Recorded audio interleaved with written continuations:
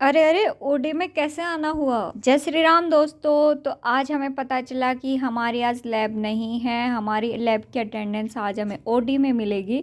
तो हम इन फूलों को निहारते हुए सीधा ओडी में पहुंचे। ये इतनी सजावट किसके लिए?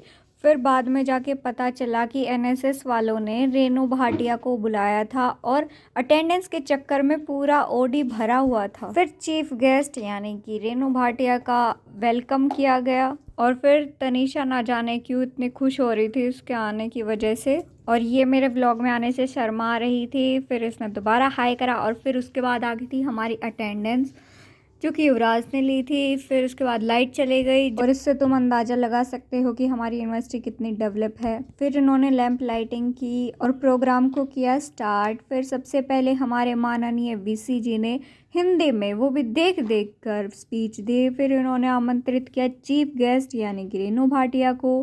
फिर शुरू में आते ही इसने भाई जो शुरू में तो लगा कि चलो ये वुमेन एम्पावरमेंट के ऊपर कुछ अच्छा बताएगी, इसने एक्टिविटी भी कुछ अच्छी करी, लेकिन आखिर में जाते जाते इसने जो इतना गंदा हग दिया ना। फिर सबसे पहले तो इसने बीजेपी का प्रसार करा, उसके बाद में इन्होंने दिखाया कि हम भारत को 2047 में कितना आगे लेके जाना चाहते हैं, और वो भी कैसे कि लड़कियों को लिव इन में रहना चाहिए कि नहीं रहना चाहिए, ये सब सिखा के। और इसकी जो बातें थी वो सब सुन के सारे टीचर, सारे स्टूडेंट वो सब एम्बेरेस हो गए।